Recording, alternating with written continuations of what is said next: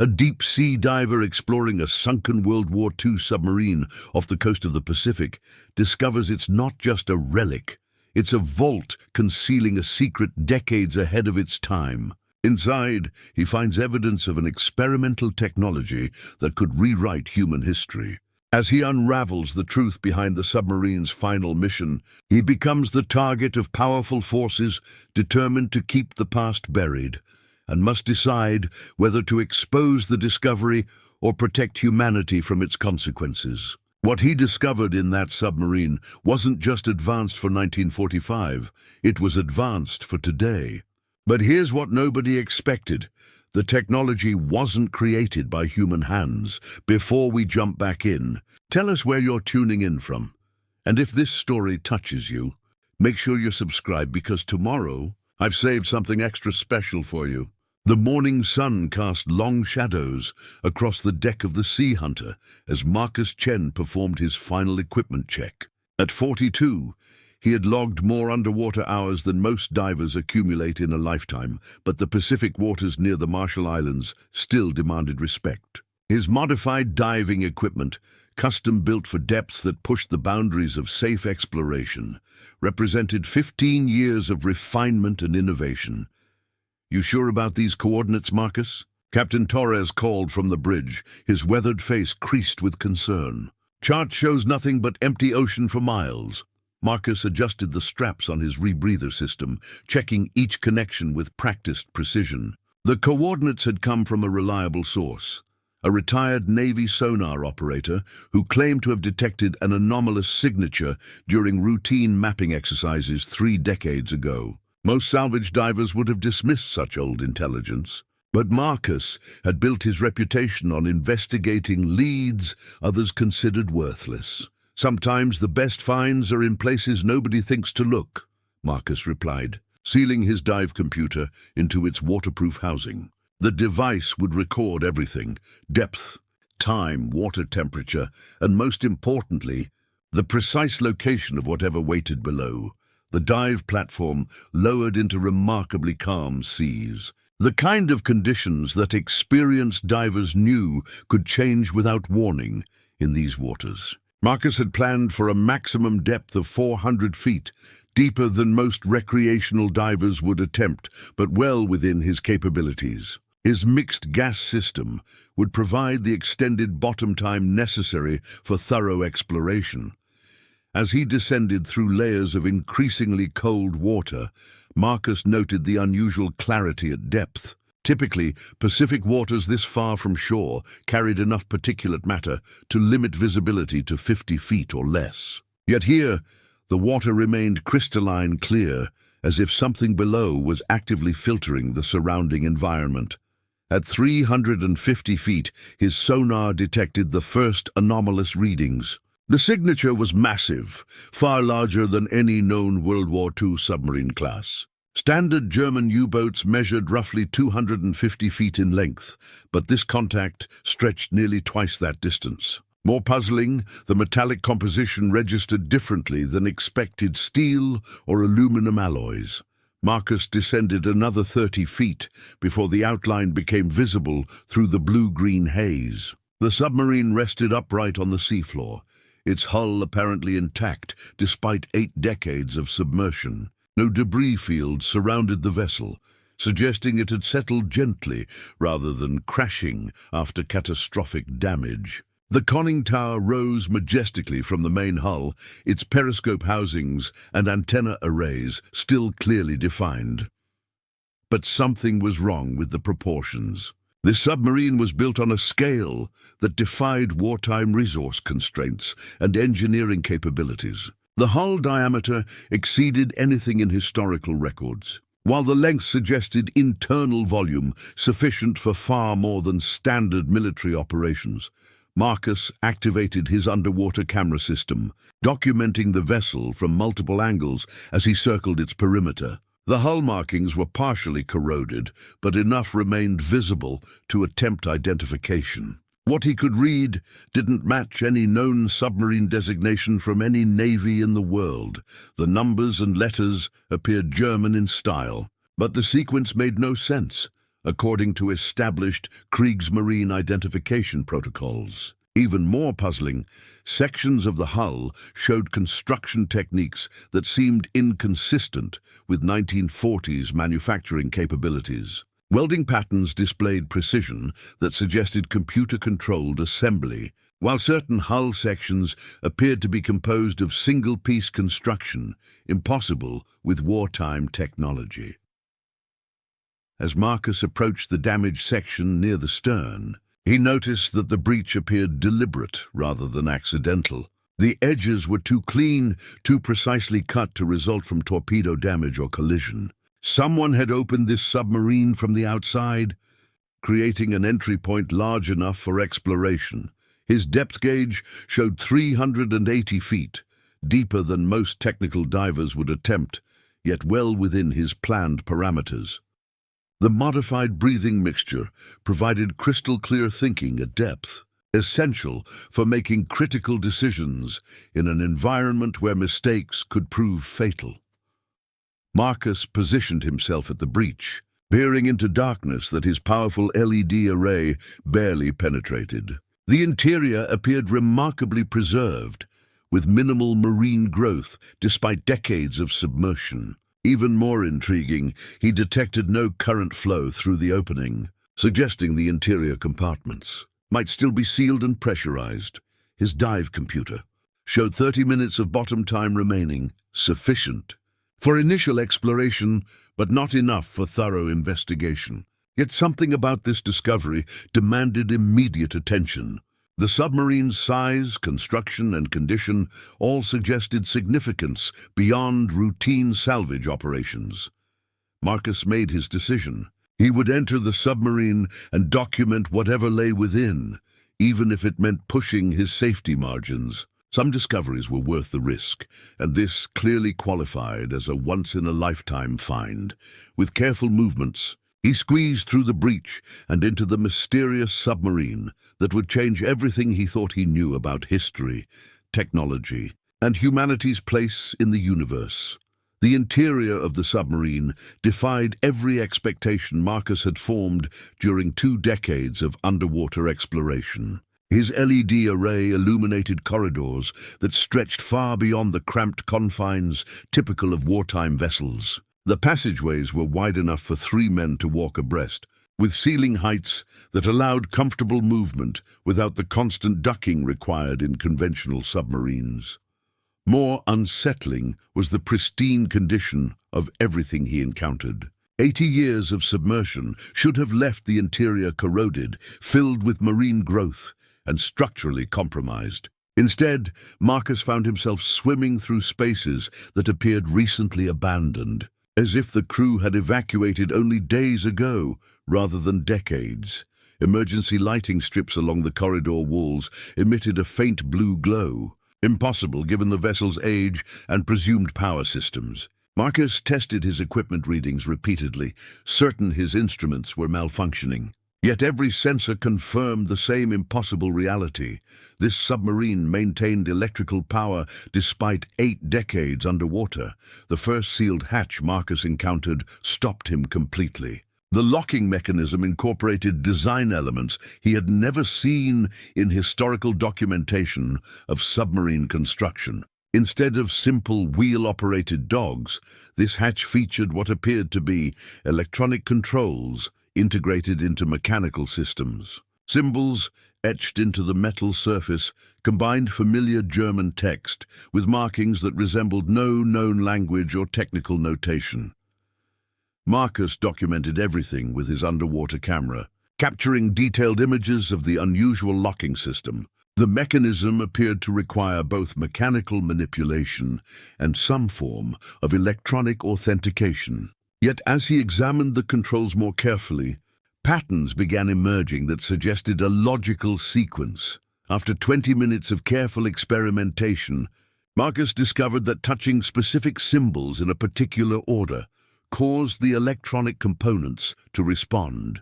Lights activated along the hatch perimeter, and mechanical systems engaged with sounds that carried clearly through the water-filled compartment. The sophistication of the engineering was breathtaking, and completely impossible for 1940s. Technology. The hatch opened to reveal an airlock chamber still maintaining atmospheric pressure after all these years. Marcus's instruments detected breathable air composition behind a second sealed door, though he maintained his diving gear as an essential safety precaution. The implications were staggering. This submarine possessed life support capabilities, far beyond anything attempted during World War II. Passing through the airlock brought Marcus into compartments that challenged his understanding of submarine design and purpose. Rather than cramped quarters packed with military equipment, he found spacious laboratories filled with instrumentation that appeared simultaneously ancient and impossibly advanced. Workstations incorporated what looked like early computer terminals, yet the display technology resembled modern flat-panel screens rather than primitive cathode ray tubes. Research equipment lined the laboratory walls, much of it designed for purposes Marcus couldn't identify. Microscopes and analytical instruments suggested scientific research rather than military operations, while storage cabinets contained specimens preserved in solutions that remained clear and stable despite the passage of time. Most disturbing were the symbols and documentation scattered throughout the laboratory. German text appeared alongside notations in the same unknown script Marcus had observed on the hatch controls. Technical diagrams showed mechanical systems that incorporated design principles decades ahead of 1940s engineering capabilities. Energy transmission systems, advanced metallurgy processes, and propulsion concepts that wouldn't appear in human technology for another half-century. Marcus photographed everything systematically, building a comprehensive record of discoveries that would revolutionize understanding of wartime technological development. Yet with each new image, the mystery deepened rather than clarified. This wasn't simply an advanced submarine, it was a repository of knowledge that shouldn't have existed when it was built. A workstation near the laboratory center contained what appeared to be a captain's log, written in German, but incorporating technical terminology that Marcus couldn't translate. The handwriting was precise, methodical, suggesting careful documentation of experimental procedures rather than routine military operations. Dates in the margins indicated entries continuing right up until April 1945, when the submarine presumably began its final voyage. But it was the final discovery in the laboratory that truly shattered Marcus's conception of what he had found. Secured in a specialized containment unit was a crystalline structure unlike anything in his experience with geological or industrial materials. The crystal emitted a soft, steady glow that required no external power source. Pulsing with rhythms that seemed almost organic in their complexity, the containment unit itself incorporated technology that appeared to manipulate electromagnetic fields in ways that wouldn't be theoretically possible until the development of superconducting materials decades later. Yet here it was, functioning perfectly in a submarine that predated such developments by generations. Marcus realized his bottom time was nearly exhausted, but leaving meant abandoning the most significant discovery in maritime archaeology. This submarine contained evidence that could rewrite the history of human technological development, or prove that history was far more complex than anyone had imagined. As he prepared for ascent, Marcus couldn't shake the feeling that he had stumbled into something far beyond a simple wartime relic. The technology surrounding him suggested capabilities that challenged fundamental assumptions about what was possible in 1945. Or even today, Marcus pushed deeper into the submarine's central section, following corridor markings that led toward what appeared to be the vessel's primary research facility. His remaining bottom time created pressure to work quickly, yet the significance of each discovery demanded careful documentation. Every photograph might prove crucial to understanding what he had stumbled upon in these impossible depths. The main laboratory exceeded even his expanded expectations. The compartment stretched nearly the full width of the submarine's hull, creating a workspace larger than most university research facilities. Advanced equipment lined every available surface, much of it incorporating design principles that wouldn't appear in human technology for decades after the submarine's construction. Central workstations featured what could only be described as early computers, though their construction methods defied historical understanding of electronic development. Instead of vacuum tubes or primitive transistors, these systems appeared to utilize crystalline matrices, similar to the glowing specimen he had discovered in the previous compartment. The integration of organic-looking crystals with mechanical systems suggested a hybrid technology that challenged fundamental assumptions about how advanced machinery could be constructed. Most remarkable was the power source that maintained all these systems. Marcus traced electrical conduits to a central chamber where a larger version of the mysterious crystal provided energy for the entire facility. The crystalline structure stood nearly 4 feet tall, its faceted surface pulsing with patterns that seemed to respond to his presence. Radiation detectors showed no dangerous emissions, yet energy output readings exceeded anything possible with conventional power generation methods. The crystal was housed within a containment system that demonstrated engineering capabilities far beyond 1940s achievements. Electromagnetic field manipulators maintained precise environmental conditions while allowing controlled energy extraction. The sophistication required to build such systems suggested knowledge of physics, principles that wouldn't be discovered by human science until the late 20th century. Research logs scattered throughout the laboratory provided tantalizing glimpses into the work conducted aboard this vessel. German scientific notation described experiments with advanced propulsion systems, energy transmission methods, and materials that exhibited properties impossible according to conventional understanding of chemistry and physics. Dr. Heinrich Weber's signature appeared on most documents, identifying him as the project's primary researcher.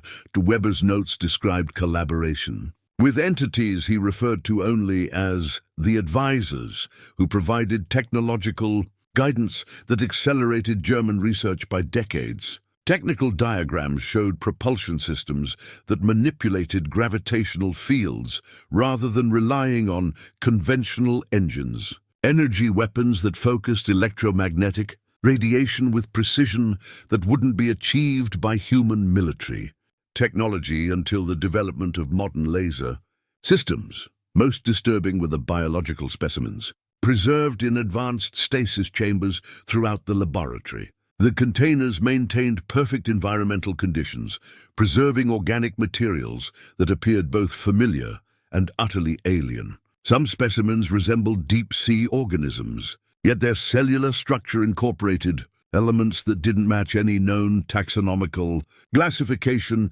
Other specimens were unmistakably artificial hybrid organisms that combined biological and mechanical components in ways that suggested deliberate engineering rather than natural evolution. Neural tissue interfaced directly with crystalline computing elements, creating what appeared to be organic machines designed for purposes Marcus couldn't begin to understand. The implications were staggering.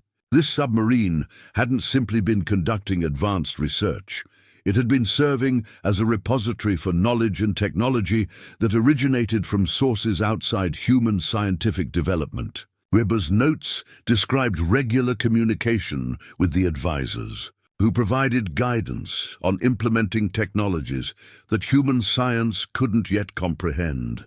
Marcus discovered evidence that the submarine's mission involved more than military applications. Research focused on energy production, environmental restoration, and biological enhancement suggested goals that extended beyond warfare into fundamental improvement of human civilization. Yet the secrecy surrounding the project implied that such advancement came with risks that required careful management. The final workstation contained what appeared to be star charts, showing stellar positions and navigation routes that spanned distances impossible for any known propulsion technology. Notations indicated regular travel between Earth and locations that could only be interpreted as other star systems. The charts were annotated with arrival and departure times, suggesting ongoing contact with civilizations existing far beyond human knowledge. As Marcus documented these final discoveries, his air supply warnings became impossible to ignore. Surface time limitations demanded immediate ascent, yet leaving meant abandoning the most significant archaeological discovery in human history. This submarine contained evidence that could revolutionize understanding of human technological development and humanity's place in the universe, but it also raised disturbing questions about the forces that had hidden this knowledge for 8 decades. If such advanced technology had been available during World War II, why had it remained secret? What powers were invested in maintaining ignorance about capabilities that could transform human civilization? Marcus sealed his documentation in waterproof containers and began his careful ascent, knowing that surfacing would transform him from anonymous salvage diver into the guardian of secrets that could change the world. The technology he had discovered represented either humanity's greatest opportunity or its most dangerous threat. Marcus broke the surface after a meticulous decompression sequence, his mind reeling from the implications of what he had discovered in the depths below. The Sea Hunter waited exactly where he had left it, Captain Torres maintaining position with the practiced skill of someone who had supported countless diving operations over the years. Yet something felt different as Marcus swam toward the dive platform, a tension in the air that hadn't existed when he descended. "How'd it go down there?" Torres called, extending a hand to help Marcus aboard. "You were down longer than planned." I was starting to worry. Marcus secured his equipment carefully, his waterproof documentation containers sealed and protected from casual observation. "Found something interesting. Definitely worth a second dive once I've analyzed the initial findings." Torres nodded, but his expression carried a concern that went beyond routine operational safety. "Marcus, we had some unusual radio traffic while you were below. Military frequencies, encrypted communications. Seemed like someone was very interested in our location and activities." The news confirmed Marcus's growing suspicion that his discovery hadn't gone unnoticed. Advanced technology capable of maintaining power systems for 8 decades might also possess communication capabilities that could alert distant monitoring stations to unauthorized intrusion. His exploration of the submarine may have triggered automated systems designed to notify unknown parties about security breaches. As Torres prepared the Sea Hunter for departure, Marcus examined his equipment more carefully. His dive computer showed normal readings throughout the exploration, but his radio gear displayed anomalous activity logs. The encryption-capable communication device had recorded incoming signals on frequencies reserved for military and intelligence operations. Someone had been attempting to track his position and activities from the moment he entered the submarine. "Captain, how quickly can we reach secure harbor?" Marcus asked, watching the horizon for signs of approaching vessels that might represent more than casual maritime traffic. 6 hours to Kwajalein if we push the engines," Torres replied. "But that's going to burn through our fuel reserves and leave us running on fumes." "What's got you spooked?" Marcus considered how much to reveal about his discovery without endangering Torres or compromising the find itself. "Let's just say what I found down there is more significant than routine salvage. We need to get this information to the right people before others decide we're a security risk."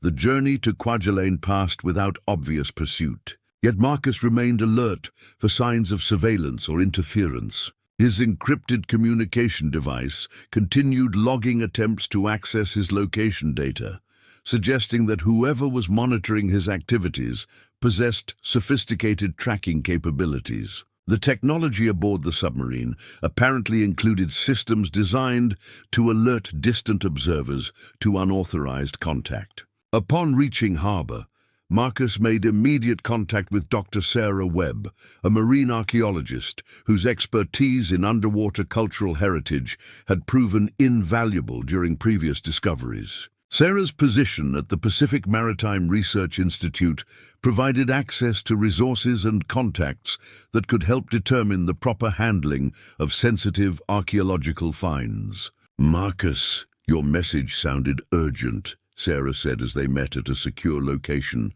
away from the harbor's normal traffic. "What exactly did you find out there?" Marcus presented his preliminary documentation carefully, gauging Sarah's reaction to evidence that challenged conventional understanding of World War II technological capabilities. Her background in maritime archaeology provided the expertise necessary to evaluate the historical significance of his discovery, while her security clearance offered potential access to classified resources that might explain the submarine's origins. "This is impossible," Sarah whispered as she examined photographs of the submarine's advanced laboratory equipment. "The technology you're documenting didn't exist in 1945. These systems wouldn't be possible until decades later, if at all." "That's what I thought too," Marcus replied. "But I've documented everything carefully. This submarine contains technology that appears to be decades ahead of its supposed construction date. The question is whether we're looking at unknown historical developments or something else entirely."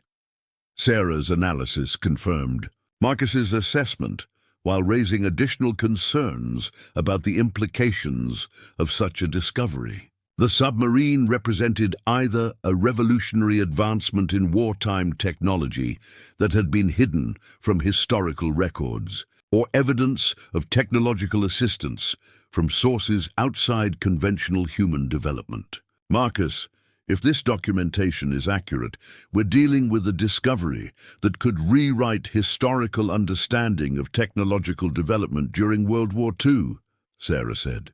"But we're also potentially dealing with classified information that could put us at significant personal risk." As if summoned by her words, Marcus's encrypted communication device activated with an incoming message from an unknown sender. The transmission was brief, but unmistakably threatening. "Discontinue current activities immediately. Further investigation will be considered hostile action against national security interests." The message confirmed that Marcus's discovery had attracted attention from parties with both the capability and authority to monitor his communications and threaten his safety. His exploration of the submarine had apparently crossed boundaries that powerful interests were determined to protect. Regardless of historical or scientific significance, Sarah's research capabilities proved invaluable as she and Marcus delved into classified archives that few civilians ever accessed. Her security clearance opened doors to intelligence files that had remained sealed since the end of World War II, revealing fragments of information about Nazi research projects that had been deliberately obscured from historical records. The Pacific Maritime Research Institute's database contained references to Operation Schwarze Sonne, a program that appeared in German intelligence documents captured during the final months of the war. Unlike the well-documented Nazi attempts to develop conventional advanced weapons, Schwarze Sonne seemed focused on technologies that defied rational explanation according to 1940s scientific understanding. "Look at this," Sarah said, pointing to a declassified OSS report dated May 1945. American intelligence officers found references to submarine operations involving non-terrestrial technical assistance in captured German naval archives. The files were immediately classified at the highest levels and apparently forgotten. Marcus examined the documents carefully, noting that many contained the same unusual symbols he had observed aboard the submarine. German text described collaboration with entities referred to as Die Berater, the advisors, who provided technological guidance that accelerated research beyond normal human capabilities. The partnership appeared to involve regular, communication and material exchange through methods that weren't specified in the available documentation. More disturbing were references to Dr. Heinrich Weber's personal journal, which had been recovered from a Nazi research facility in Bavaria during the final weeks of the war. The journal contained detailed accounts of Weber's interactions with the advisors, including technical specifications for advanced propulsion systems, energy generation methods, and biological enhancement procedures that wouldn't be theoretically possible for decades. Weber's entries revealed a scientist struggling with the ethical implications of his research. The advisors provided technological capabilities that could revolutionize human civilization, yet their motivations remained unclear and potentially dangerous. Weber wrote extensively about his concerns that Germany was being manipulated into pursuing applications that served the advisors' interests rather than human advancement. According to this, Sarah continued, Weber became convinced that the submarine project was actually an attempt to steal advisor technology and escape German oversight. The final entries suggest he was planning to prevent the technology from being misused, even if it meant betraying his own research program. The journal's final entry, dated April 30th, 1945, described Weber's decision to evacuate the submarine with critical technology and specimens before German authorities could implement weaponization programs. He wrote of secret communications with Allied intelligence, officers who promised protection in exchange for preventing advanced technology from falling into inappropriate hands. Marcus realized that the submarine he had discovered represented far more than an advanced research vessel. It was evidence of a desperate attempt to protect humanity from premature access to technologies that could prove catastrophic if misused. Weber's mission had been to safeguard advisor technology until human civilization developed the wisdom necessary to handle such advanced capabilities responsibly. Additional archival research revealed that similar discoveries had occurred sporadically throughout the decades following World War II. UFO sightings, unexplained technological breakthroughs, and mysterious disappearances of researchers investigating advanced physics all appeared connected to ongoing advisor presence and monitoring of human development. Government agencies had apparently been aware of extraterrestrial contact since the 1940s, yet had maintained strict secrecy to prevent public panic and protect humanity's natural technological development. The submarine represented a breach in that secrecy protocol. Technology that should have remained hidden had been discovered by civilian researchers without proper security clearance. Sarah's analysis revealed the scope of the cover-up that had hidden such information for decades. Multiple government agencies, international intelligence services, and academic institutions had collaborated to suppress evidence of advanced technology while slowly introducing innovations that appeared to result from normal human research and development. Marcus, this isn't just about a single submarine, Sarah said, her voice carrying the weight of profound realization. We're looking at evidence of a systematic program to manage human technological advancement in cooperation with non-human intelligence. The secrecy isn't just about national security. It's about protecting our species from knowledge we might not be ready to handle. The implications were staggering. Humanity's technological progress throughout the 20th century might have been guided and accelerated by extraterrestrial assistance, with breakthrough innovations carefully timed to match human, social, and ethical development. The submarine represented a deviation from that careful plan, technology that had been hidden away during a period of global conflict and chaos. Weber's journal contained one final revelation that changed everything Marcus thought he understood about his discovery. The submarine's location hadn't been accidental or randomly chosen. The coordinates corresponded to a designated contact point, where human and advisor representatives had maintained communication for decades. Marcus's discovery of the submarine meant he had stumbled into an ongoing relationship between Earth and extraterrestrial civilizations that continued to the present day. The submarine wasn't just a historical artifact. It was an active part of a communication network that connected humanity to galactic civilization. The surveillance became impossible to ignore when Marcus discovered professional-grade monitoring equipment attached to his truck's undercarriage. The devices were sophisticated beyond anything available to civilian investigators. Military specification, GPS trackers coupled with audio recording systems that could capture conversations from inside the vehicle. Someone with substantial resources and authority had decided Marcus represented a threat requiring constant observation. Sarah's academic position provided no protection from similar attention. Her office at the Pacific Maritime Research Institute was searched during a weekend when she was supposedly away at a conference, though nothing appeared to be missing. Electronic intrusion into her computer systems was more subtle but equally thorough, with access logs showing unauthorized review of her research files and communication records.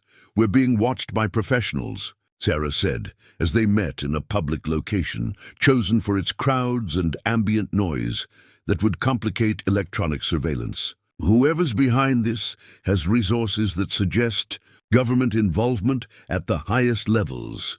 Marcus pulled out a manila envelope containing photographs he had developed using old-fashioned chemical processing to avoid digital tracking.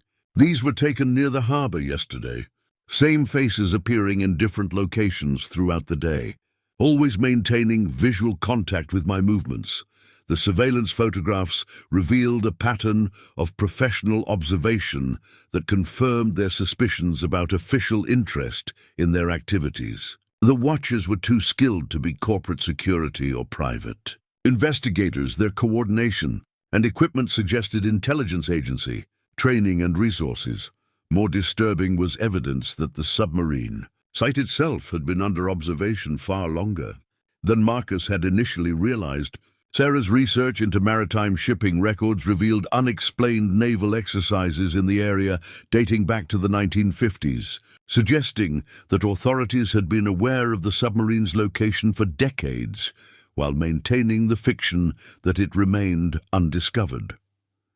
Agent Reynolds introduced himself during Marcus's morning coffee routine, appearing at his usual table with the casual confidence of someone accustomed to controlling conversations through implied authority rather than obvious intimidation. His credentials identified him as representing a government agency that Marcus had never heard of, though the identification appeared authentic enough to suggest legitimacy.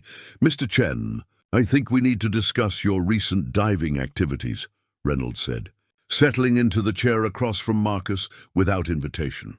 "Your discovery has attracted attention from parties who prefer to maintain privacy about certain historical events." Reynolds was younger than Marcus had expected, perhaps 45, with the kind of unremarkable appearance that suggested training in remaining forgettable. His approach was conversational rather than threatening, yet the underlying message was unmistakably clear. Cooperation was expected, not requested. "I'm a licensed salvage operator conducting legitimate research," Marcus replied carefully. "If there are legal restrictions on the site, I'd be happy to comply with proper documentation." "The restrictions aren't legal in any conventional sense," Reynolds explained. "They involve national security considerations that transcend normal maritime law.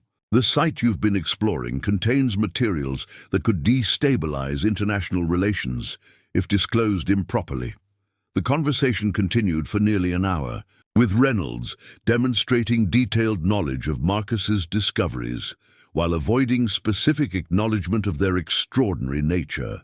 He spoke of advanced wartime technology and sensitive historical materials without directly addressing the impossible capabilities Marcus had documented aboard the submarine. Reynolds's approach became more direct when discussing consequences of continued investigation. Marcus's salvage business faced sudden regulatory review that could result in license suspension. Sarah's research funding was under administrative scrutiny that might affect her career advancement. Financial and legal pressures were being applied with surgical precision to discourage further exploration. "We're not trying to destroy your lives," Reynolds said. "We're trying to protect you from making choices that could have consequences extending far beyond your personal interests. Some knowledge carries responsibilities that private citizens aren't equipped to handle." The threat was sophisticated in its subtlety. Rather than direct intimidation, Reynolds's organization was applying pressure through legitimate channels that would appear routine to outside observers. License reviews, funding cuts, and regulatory problems could eliminate Marcus and Sarah's capability to pursue their investigation without creating obvious evidence of suppression. But Reynolds also revealed information that suggested the surveillance had deeper purposes. The submarine site was monitored not just to prevent unauthorized access, but to observe who might be drawn to investigate such anomalies. Marcus's discovery had apparently served as a test of his character and capabilities, evaluating whether he represented a security risk or potential asset. "Your technical skills and discretion under pressure have been noted," Reynolds said as their conversation concluded. "There may be opportunities for consulting work with appropriate security clearance. If you're interested in contributing to national security rather than threatening it." The offer represented a choice between cooperation and continued resistance. Yet Marcus recognized that acceptance would mean abandoning any hope of independent investigation into the submarine's secrets. Reynolds was offering inclusion in the conspiracy that had hidden advanced technology for decades, in exchange for silence about its existence. As Reynolds departed, he left behind photographs that made Marcus's blood run cold. Images of the submarine site showed ongoing monitoring equipment that had recorded every moment of his exploration. His discovery hadn't been accidental. It had been observed and evaluated by parties who possessed technology sophisticated enough to track his movements underwater without his knowledge. Professor James Harrison contacted Marcus through encrypted channels that suggested familiarity with security protocols far beyond normal academic experience. His message was brief but compelling. "I knew Heinrich Weber personally. We need to talk about what you found." The meeting location Harrison suggested was a small maritime museum in Honolulu, chosen for its public accessibility and the legitimate cover story it provided for their encounter. Harrison appeared exactly as Marcus expected, elderly, distinguished, with the bearing of someone accustomed to handling classified information responsibly. "I spent 30 years in naval intelligence before transitioning to academic research," Harrison explained as they walked through exhibits of Pacific maritime history. "Much of my career involved monitoring activities related to advanced technology recovery and analysis.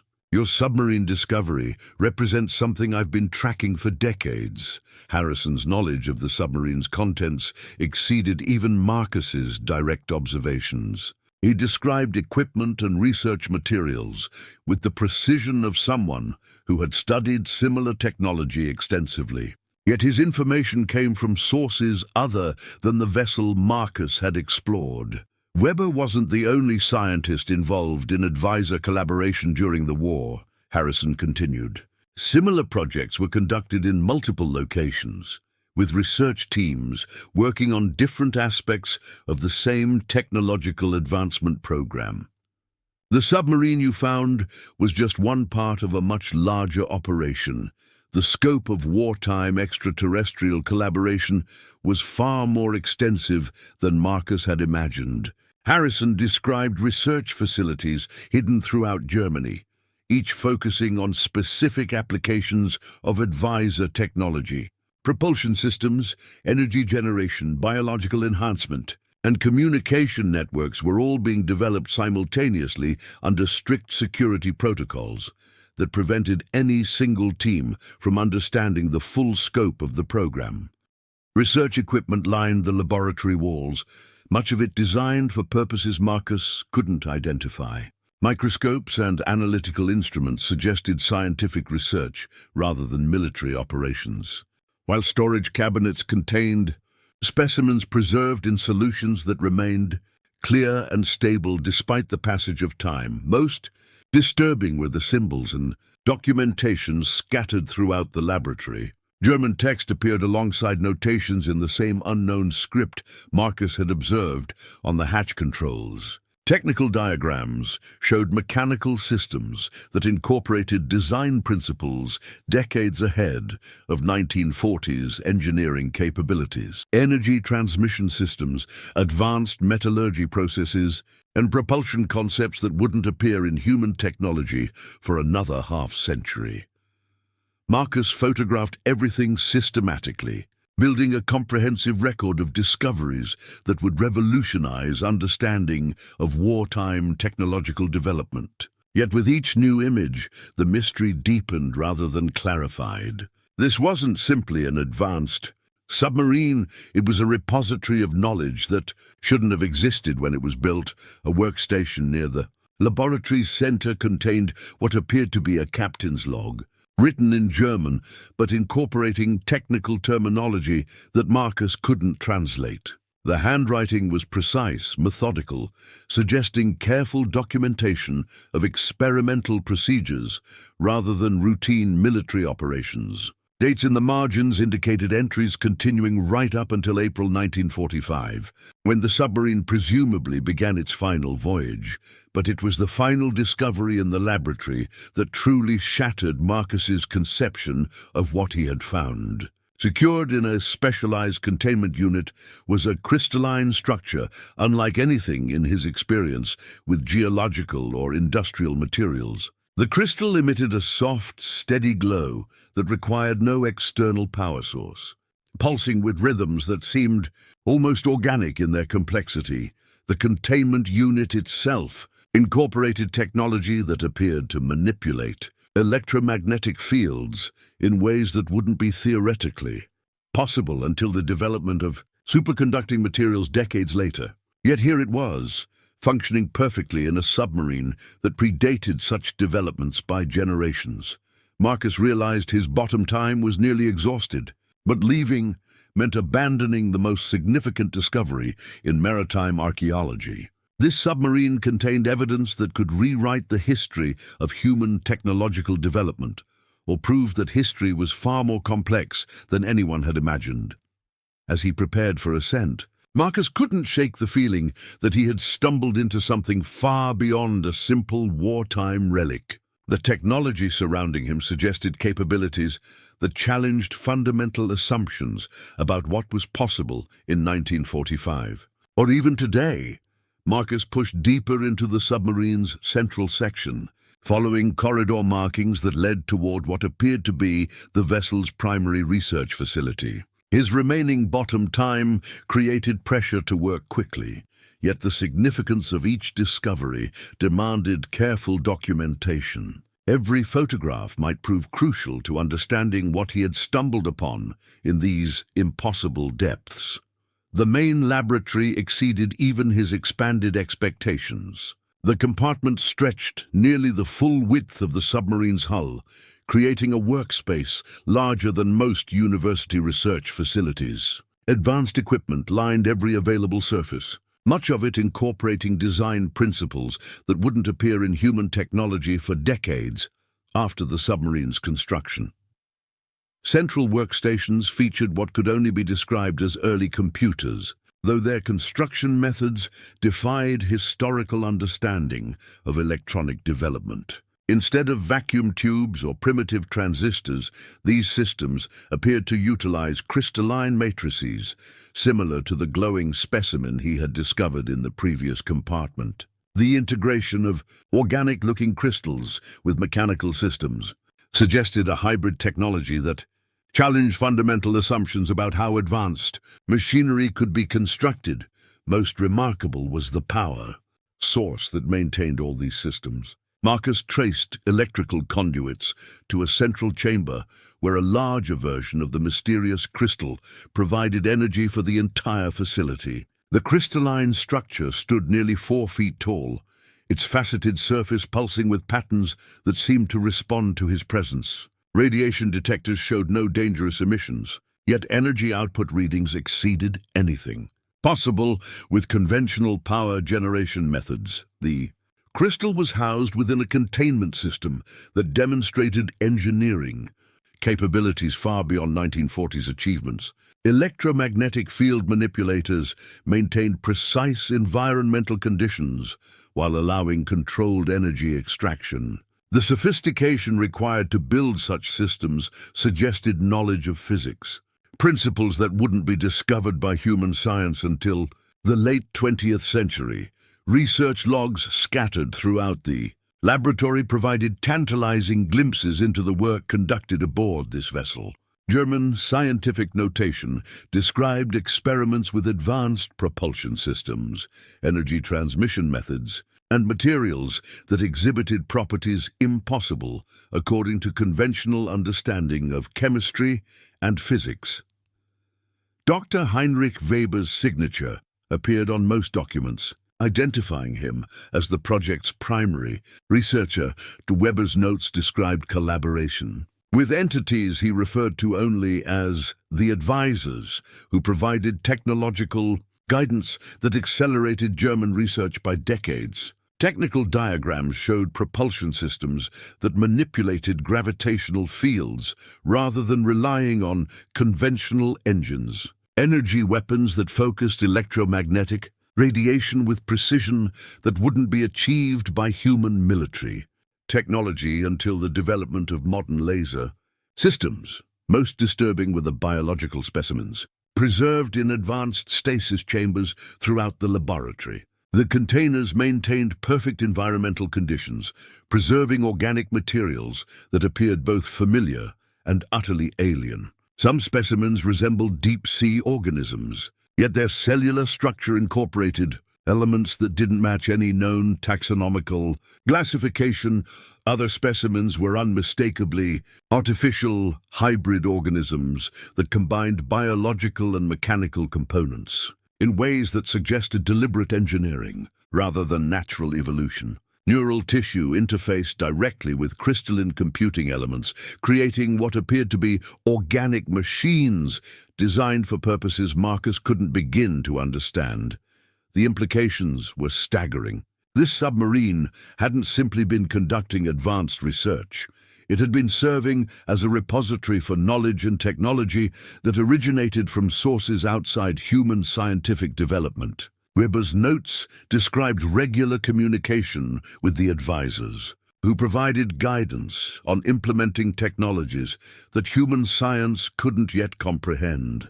Marcus discovered evidence that the submarine's mission involved more than military applications. Research focused on energy production, environmental restoration, and biological enhancement suggested goals that extended beyond warfare into fundamental improvement of human civilization. Yet the secrecy surrounding the project implied that such advancement came with risks that required careful management. The final workstation contained what appeared to be star charts, showing stellar positions and navigation routes that spanned distances impossible for any known propulsion technology.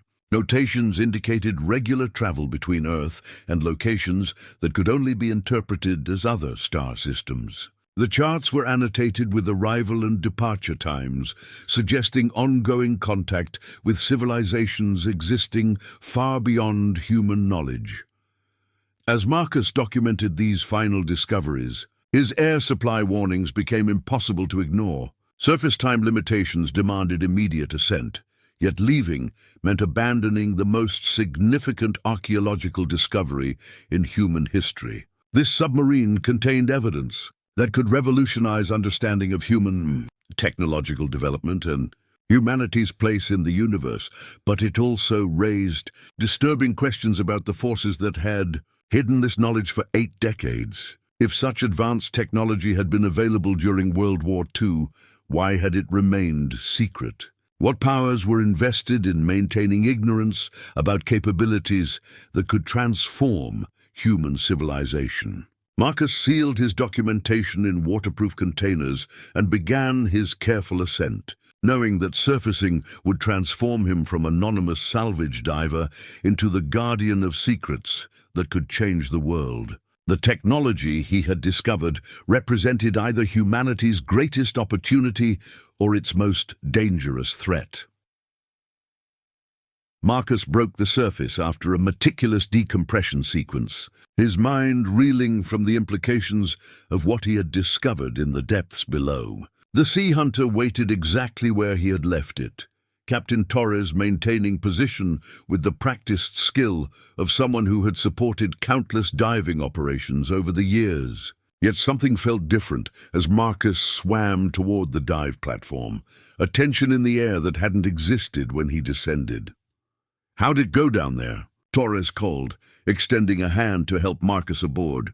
"You were down longer than planned." "I was starting to worry." Marcus secured his equipment carefully, his waterproof documentation containers sealed and protected from casual observation. "Found something interesting. Definitely worth a second dive once I've analyzed the initial findings."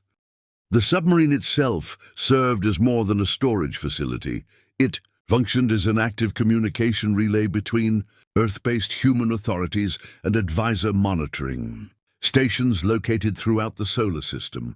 Marcus's exploration had triggered automated systems that alerted both human and extraterrestrial observers to unauthorized access of classified information. As Marcus completed his data recovery operations, he realized that his actions had crossed boundaries that would attract attention from multiple parties with conflicting interests in maintaining or revealing the truth about human advisor cooperation. The information he now possessed could either advance humanity's development or trigger responses that could end extraterrestrial cooperation permanently. The choice he faced extended beyond personal consequences to questions about humanity's future, relationship with galactic civilization, and the wisdom of forced versus gradual revelation of truths that could fundamentally alter human understanding of their place in the universe. The chase began before Marcus reached the surface. Military vessels appeared on the horizon with coordination that suggested they had been positioned in advance, waiting for him to complete his unauthorized data recovery operation.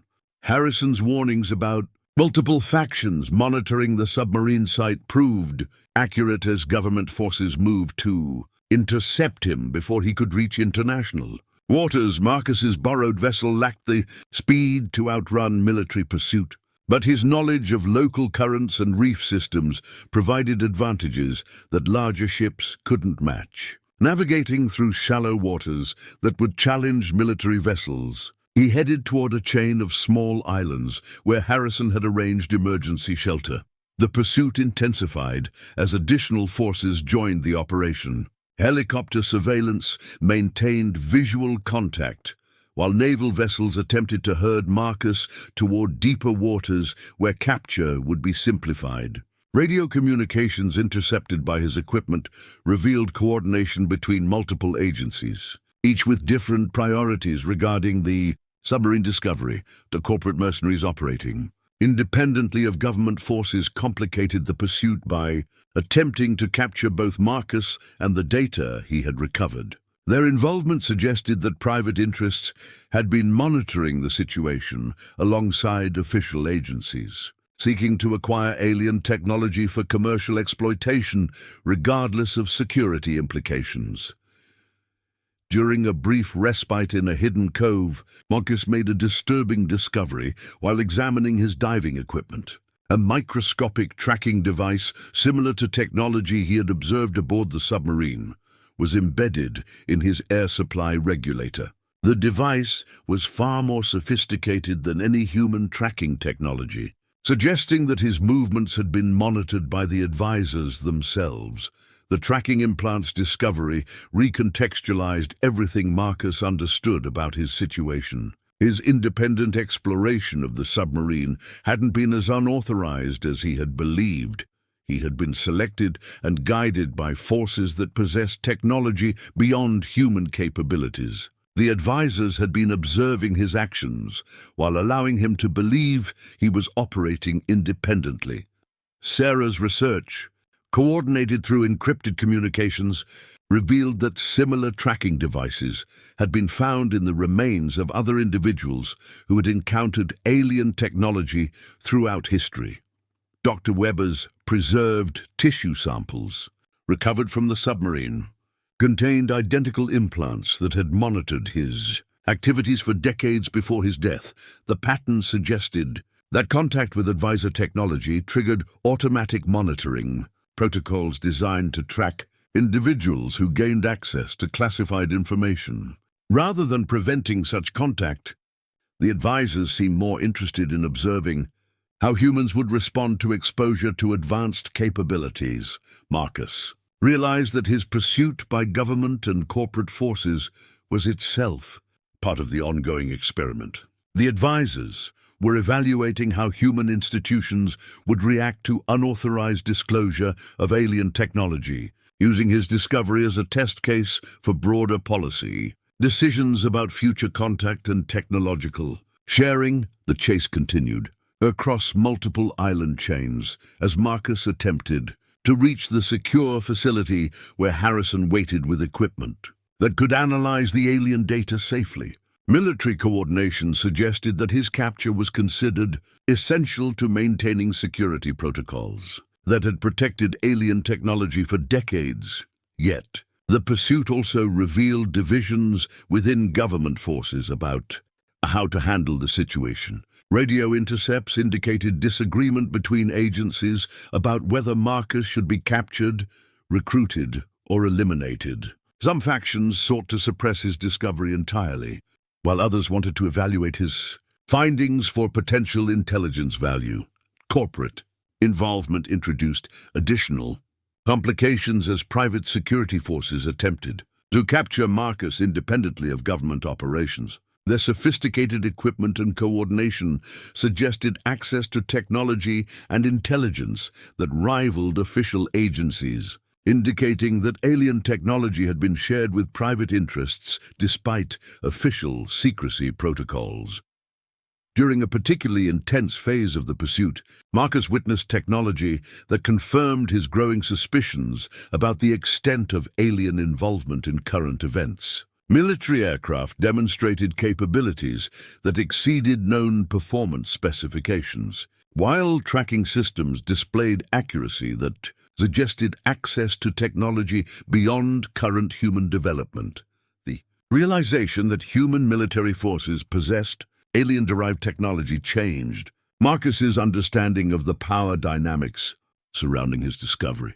The pursuit wasn't simply about preventing unauthorized disclosure. It was about maintaining control over technology that had already been integrated into government and corporate operations. Harrison's intelligence network provided warnings about the true scope of forces aligned against independent disclosure of alien technology.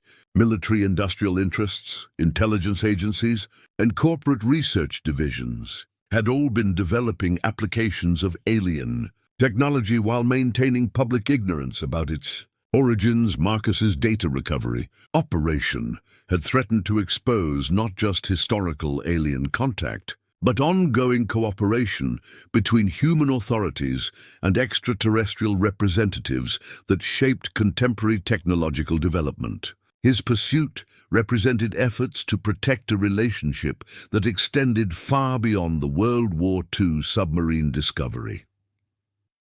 As he neared Harrison's facility, Marcus understood that reaching safety would only begin the next phase of his involvement in a situation that connected him to forces that had been shaping human development for decades. The choice he faced extended beyond personal survival to questions about humanity's readiness for truth about their place in a universe far more complex than public knowledge suggested. Harrison's secure facility occupied a former military installation that had been quietly converted into a research center for analyzing alien technology. The underground laboratories contained equipment that represented decades of reverse engineering efforts, creating hybrid systems that combined human innovation with extraterrestrial capabilities. Marcus watched in amazement as the alien data storage device interfaced seamlessly with computer systems that appeared to incorporate crystalline matrices similar to those he had discovered aboard the submarine. The integration suggested that human technology development had been guided toward compatibility with alien systems for decades. "We've been preparing for this moment since the 1950s, Harrison explained, as technicians established secure connections between the submarine's data and the facility's analysis systems. Every major technological breakthrough has been designed to bring us closer to full integration with advisor information networks. The holographic projection system that displayed the alien data exceeded anything in Marcus's experience with human visualization technology. Three-dimensional images appeared in mid-air with resolution and clarity that made conventional displays seem primitive by comparison. The technology demonstrated capabilities that wouldn't be possible with current human understanding of physics and engineering. The scope of information contained within the submarine's data systems became apparent as the analysis proceeded. Detailed records of human civilization spanning centuries revealed the extent of advisor observation and occasional intervention in human development. Major historical events, technological breakthroughs, and social changes had all been monitored and sometimes influenced by extraterrestrial guidance. Earth's designation in advisor records was revealed as a developing civilization under protection status, indicating that humanity was considered worthy of eventual integration into galactic community but not yet ready for direct contact. The protection status explained why alien technology had been shared gradually and secretly rather than through open contact that could disrupt human social and economic systems. The WW2 Submarine data revealed that Earth was part of a vast network of worlds under similar monitoring, each at different stages of development toward eventual galactic citizenship. Some civilizations had successfully achieved integration and now participated actively in interstellar community, while others had failed the evaluation process and remained isolated until they could demonstrate greater wisdom and stability. Humanity's evaluation showed mixed progress that explained the cautious approach to technological sharing. Human creativity, scientific curiosity, and adaptability were noted as exceptional qualities that suggested great potential for galactic contribution. Yet human tendencies toward conflict, environmental destruction, and tribal thinking remained concerning factors that required continued monitoring. The World War II period had been designated as a critical evaluation phase, with Nazi access to alien technology serving as a controlled experiment to assess how humans would apply advanced capabilities under extreme stress. The submarine's mission had been part of a contingency plan to prevent humanity from failing the test by misusing technology that could result in permanent exclusion from galactic civilization. Current human governments' cooperation with advisor representatives was revealed as an ongoing evaluation program designed to assess humanity's readiness for increased technological sharing and eventual open contact. Progress in areas such as international cooperation, environmental protection, and peaceful conflict resolution were being monitored as indicators of human development toward galactic citizenship.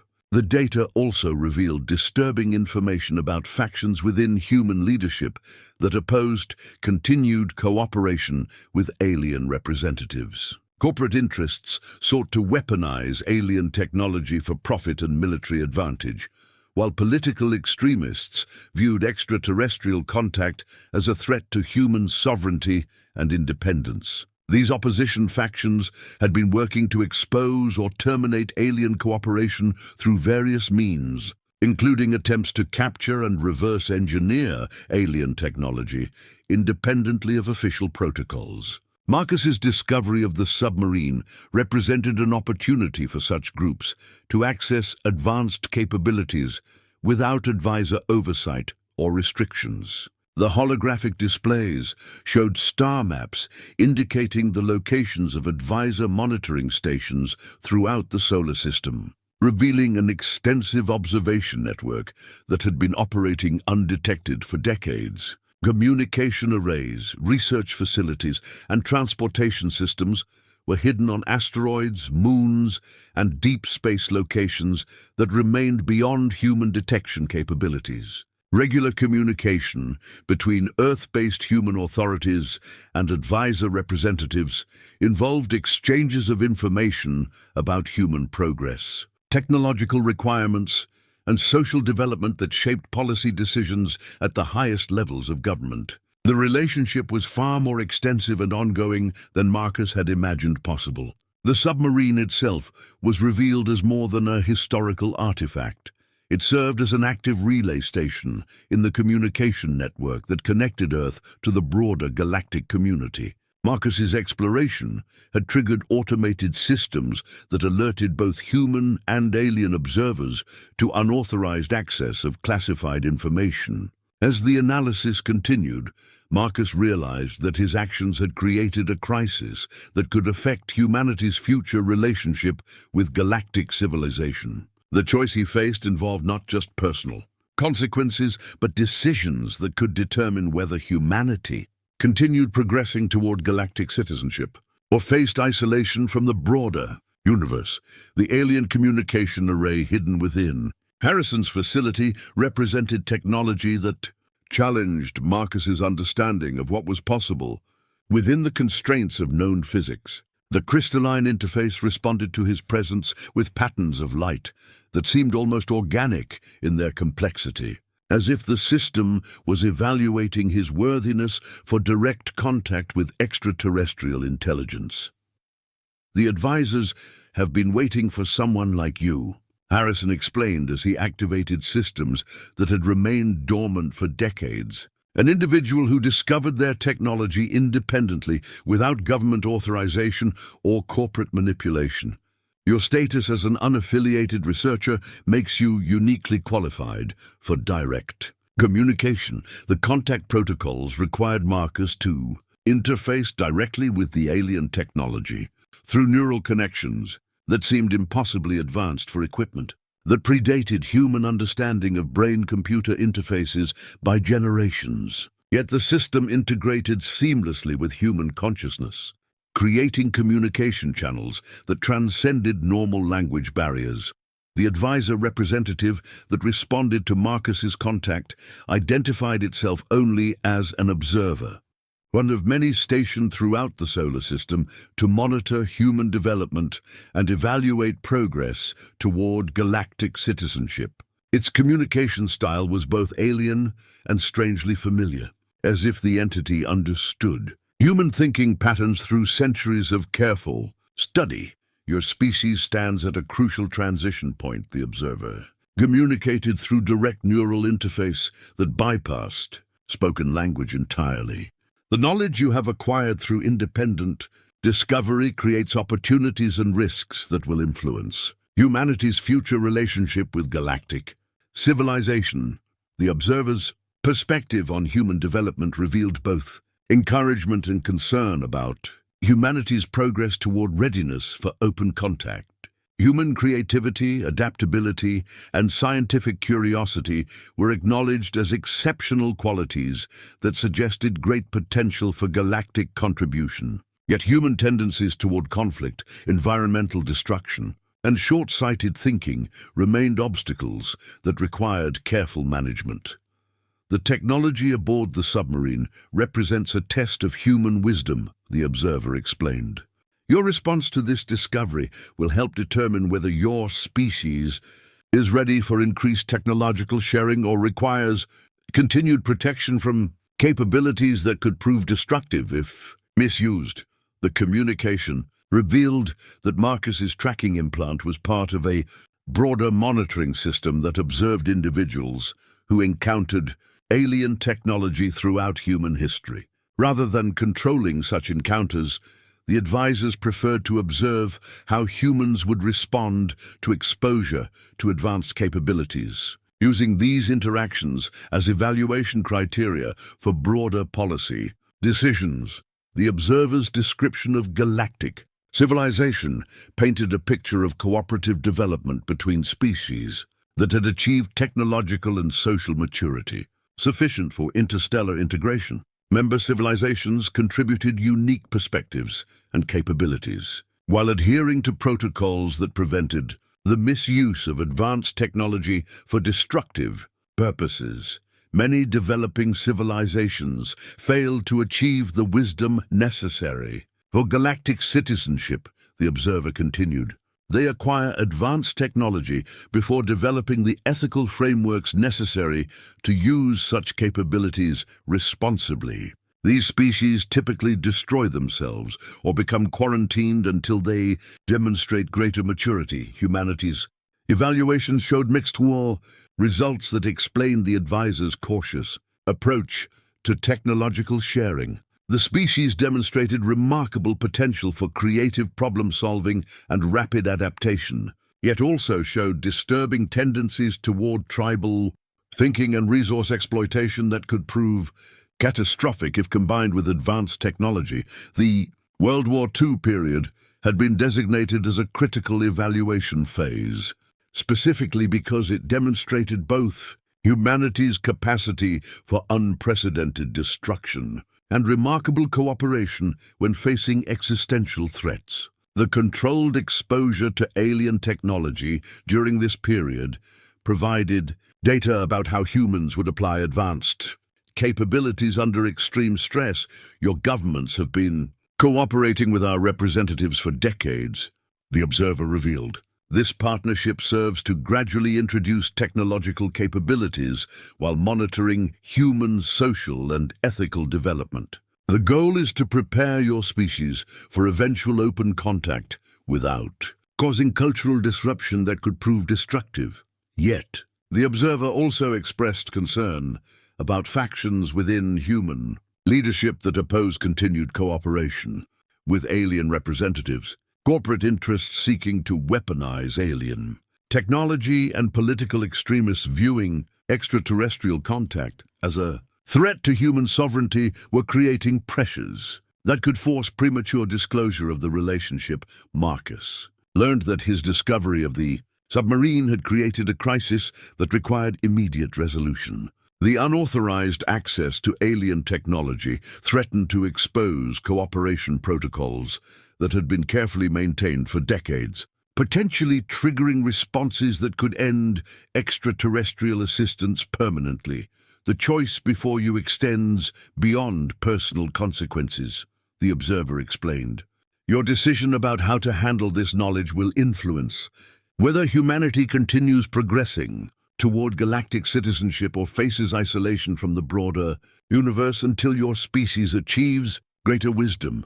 The communication concluded with an offer that would fundamentally alter Marcus's understanding of his role in the unfolding situation. Rather than simply suppressing or revealing his discovery, he could become an active participant in the ongoing evaluation process, helping to determine humanity's readiness for increased contact and technological sharing. The decision required choosing between individual principles about truth and disclosure versus collective welfare and the long-term interests of human civilization in its relationship with galactic community. The convergence of forces surrounding Harrison's facility created a standoff that threatened to escalate beyond anyone's ability to control. Military vehicles surrounded the perimeter, while corporate mercenaries established positions that suggested preparation for assault operations. Yet both factions seemed hesitant to initiate action, as if waiting for authorization from higher authorities who were evaluating the unprecedented situation. Marcus observed the tactical preparations through the facility's advanced surveillance systems, noting coordination that exceeded normal interagency cooperation.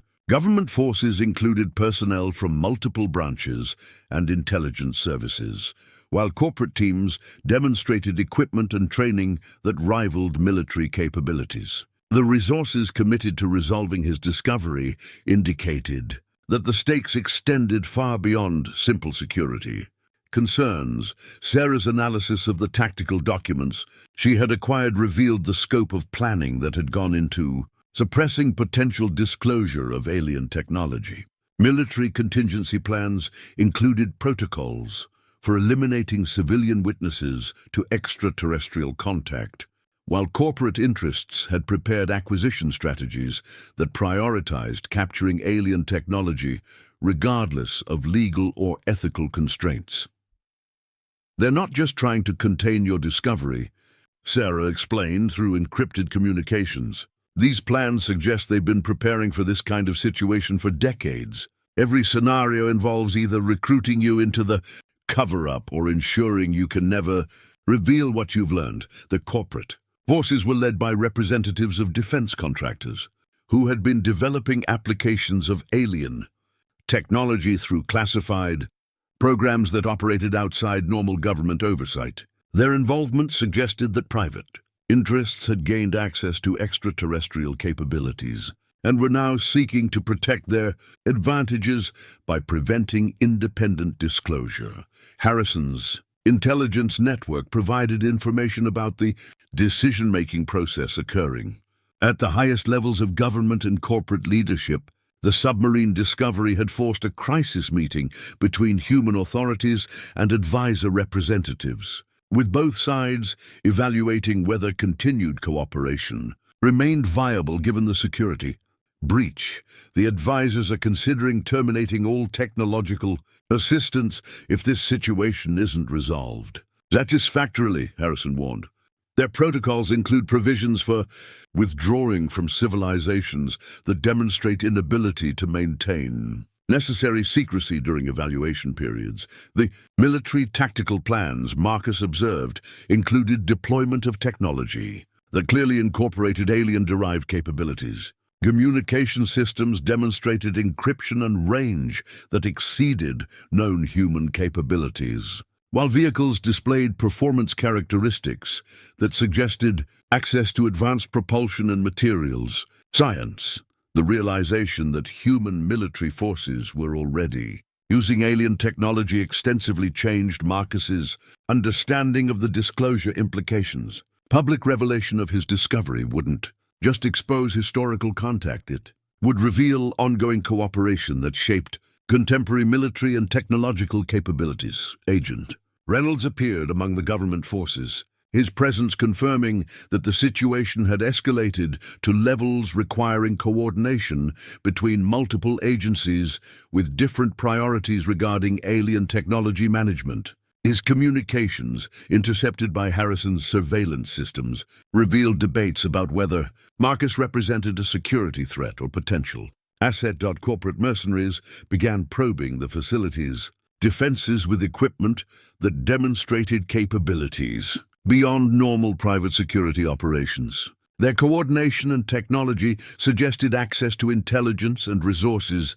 that rivaled government capabilities, indicating that alien technology had been shared with private interests. Despite official secrecy protocols, the standoff intensified as both government and corporate forces prepared for potential assault operations while maintaining communications with distant authorities who were apparently evaluating options for resolving the crisis. Neither faction seemed willing to initiate action without authorization from decision-makers who understood the full implications of the situation. Marcus realized that his position at the center of the standoff gave him unique leverage in determining how the crisis would be resolved. Rather than simply being a target for capture or elimination, he had become a key player in negotiations that could affect humanity's future relationship with galactic civilization. The advisor-observer maintained contact throughout the developing crisis, providing commentary on human behavior that revealed both approval and concern about the response to unauthorized disclosure. The reaction of various human factions was apparently being evaluated as part of the ongoing assessment of humanity's readiness for increased technological sharing. Your species demonstrates both remarkable cooperation and disturbing fragmentation in crisis situations, the observer noted. The willingness of some groups to use violence to protect secrets while others seek peaceful resolution provides valuable data about human decision-making under pressure. Harrison's facility contained defensive systems that incorporated alien technology, creating capabilities that could neutralize conventional military assault, while demonstrating the extent of technological integration that had occurred during decades of cooperation. Yet activating such defenses would reveal the full scope of alien technology possession to forces that weren't authorized for such knowledge. The crisis reached its critical phase as external pressure mounted for immediate resolution, while Marcus retained the power to determine whether the standoff would escalate to violence or find peaceful solutions that protected both human interests and ongoing cooperation with extraterrestrial representatives.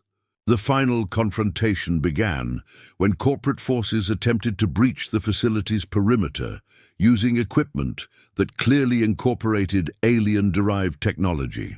Their assault revealed the extent to which extraterrestrial capabilities had been integrated into private military operations, demonstrating weapons and defensive systems that exceeded anything in public military arsenals. Government forces responded with their own advanced technology, creating a battlefield where human conflicts were being fought with alien-enhanced capabilities. The irony wasn't lost on Marcus. Humanity was using extraterrestrial gifts to fight over whether those same gifts should remain secret. Harrison activated the facility's defensive systems with reluctance, knowing that demonstrating their capabilities would expose the full extent of alien technology integration to unauthorized personnel. Energy shields that deflected conventional weapons while disabling electronic systems created a protective barrier that should have been impossible according to public understanding of physics. The advisor intervention came without warning, manifesting as a localized electromagnetic pulse that disabled all human technology within a 5-mile radius. Military vehicles, corporate equipment, and communication systems ceased functioning simultaneously, creating sudden silence where moments before there had been escalating conflict. The intervention device responsible for the technology shutdown appeared in the sky above the facility, a craft that defied conventional understanding of aerodynamics and propulsion while demonstrating capabilities that rendered human military technology obsolete. Its presence forced all parties to confront the reality that their conflict was being observed and managed by entities with power beyond human comprehension. Marcus watched from the facility as representatives from both government and corporate forces were summoned to a central location where direct communication with advisor representatives would occur. The selection process appeared arbitrary to outside observers, yet Marcus recognized the careful evaluation of individuals who demonstrated leadership potential and decision-making authority. The advisor observer who had communicated with Marcus appeared among the human representatives, its physical form both alien and strangely familiar. The entity's presence forced acknowledgement that extraterrestrial contact wasn't theoretical or historical. It was immediate and ongoing reality that could no longer be denied or suppressed. The situation has reached a decision point that requires direct intervention, the observer announced to the assembled human representatives. Your species' response to unauthorized disclosure of our cooperation will determine whether that relationship continues or terminates permanently. Agent Reynolds spoke for the government forces, arguing that maintaining secrecy was essential for social stability and national security. His position reflected decades of policy that prioritized gradual technological integration over public disclosure that could disrupt established social and economic systems. Corporate representatives advocated for controlled access to alien technology, that would allow continued development of advanced capabilities while maintaining competitive advantages for authorized parties. Their approach treated extraterrestrial contact as a resource to be managed rather than a relationship requiring ethical consideration. Sarah, who had been transported to the confrontation site along with other key researchers, presented the case for gradual public disclosure that would prepare humanity for eventual open contact while preserving social stability.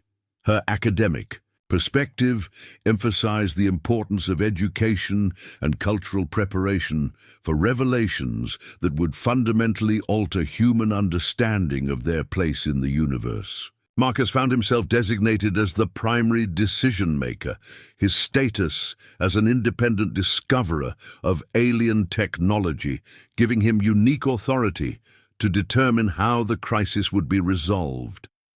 The choice he faced involved not just immediate consequences but long-term implications for humanity's relationship with galactic civilization.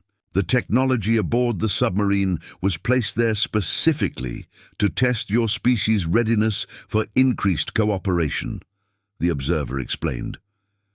Your discovery and the subsequent response provide crucial data about human decision-making when confronted with knowledge that could transform your civilization. The revelation that his discovery had been orchestrated rather than accidental changed Marcus's understanding of his role in the unfolding situation.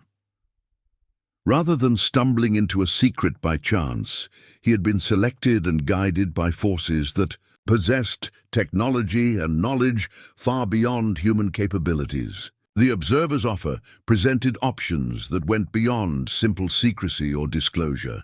Humanity could continue its current path of gradual technological integration under advisor guidance, accelerate the process through controlled public revelation, or face isolation from galactic civilization if the crisis demonstrated insufficient wisdom for continued cooperation. Your choice will establish precedent for how developing civilizations handle the transition from secret cooperation to open contact, the observer continued. The decision affects not just your species, but serves as an example for others who will face similar transitions in the future. Marcus realized that his authority to make this choice carried responsibility for consequences that extended far beyond Earth, to include other civilizations throughout the galaxy who were undergoing similar evaluation processes. The weight of representing humanity in a decision that could affect galactic policy created pressure that threatened to overwhelm his capacity for rational analysis. Marcus's decision emerged from hours of careful consideration that weighed the competing interests of secrecy, disclosure, and humanity's long-term relationship with galactic civilization. His choice reflected not just personal principles, but recognition that premature revelation could prove as dangerous as continued suppression of knowledge that could transform human society. I propose a graduated disclosure program, Marcus announced to the assembled representatives. Limited revelation that acknowledges extraterrestrial contact while maintaining operational secrecy about ongoing cooperation until humanity demonstrates readiness for full integration. The compromise solution addressed concerns from all factions while establishing a framework for managing the transition from secret cooperation to eventual open contact. Government agencies would acknowledge historical alien contact while maintaining classified status for current technological cooperation. Corporate interests would gain access to controlled development programs that prioritized beneficial applications over military advantages. The observer's evaluation of Marcus's proposal involved consultation with distant authorities whose decision-making process remained hidden from human observation. The delay created tension among human representatives who recognized that rejection of the compromise could result in termination of all extraterrestrial cooperation. Your solution demonstrates wisdom that suggests your species may be approaching readiness for increased responsibility, the observer finally announced. The graduated approach allows continued evaluation while acknowledging that complete secrecy is no longer sustainable given your technological development. The formal treaty document that established the new relationship between human authorities and advisor representatives represented a milestone in the evolution from covert cooperation to acknowledged partnership. The agreement preserved essential security protocols while creating mechanisms for controlled disclosure that would prepare humanity for eventual full integration into galactic civilization. Government acknowledgement of extraterrestrial contact was carefully structured to minimize social disruption while establishing credibility for future revelations. The disclosure focused on historical cooperation during World War II while avoiding details about ongoing technological assistance that could destabilize current economic and political systems. Corporate access to alien technology was regulated through oversight mechanisms that prioritized peaceful applications over military development. Research programs would focus on energy production, environmental restoration, and medical advancement, rather than weapon systems that could escalate terrestrial conflicts or threaten other civilizations. Sarah's role in the new arrangements reflected the importance of academic research in preparing humanity for expanded knowledge about galactic civilization. Her position as director of the newly established Institute for Extraterrestrial Studies provided institutional framework for studying alien technology while maintaining appropriate security protocols. Marcus found himself appointed as liaison between human and advisor representatives, his unique status as an independent discoverer making him ideally suited for coordinating cooperation between parties with different perspectives and priorities. The position required balancing human interests with galactic protocols, while facilitating communication between species with fundamentally different approaches to technology and social organization. The submarine site was designated as a memorial and research facility that would serve as a symbol of humanity's transition from isolated development to galactic citizenship. Dr. Weber and his crew were posthumously honored for their attempt to protect alien technology from misuse, while the vessel itself became a testament to the wisdom required for responsible management of advanced capabilities. Agent Reynolds's integration into the new institutional structure demonstrated the government's commitment to supporting controlled disclosure rather than continued suppression. His expertise in security protocols proved valuable for managing the transition while protecting sensitive information that remained classified during the evaluation period.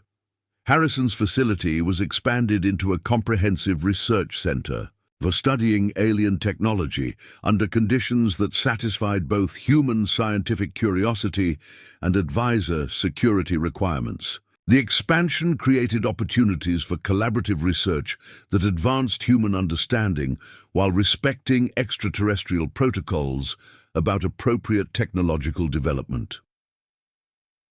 The graduated disclosure program began with carefully managed revelations about historical alien contact that prepared public consciousness for more extensive future disclosure. Educational initiatives, academic research, and media programming gradually introduced concepts that would ease the eventual transition to open contact with galactic civilization.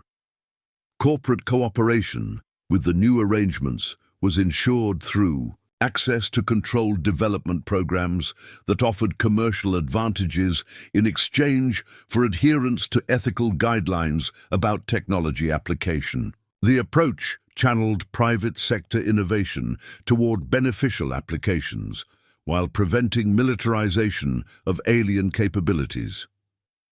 International coordination of the disclosure program required extensive diplomatic efforts to ensure that all Major governments participated in the controlled revelation rather than attempting independent disclosure that could disrupt the carefully planned transition. The global approach reflected recognition that alien contact affected all humanity rather than individual nations.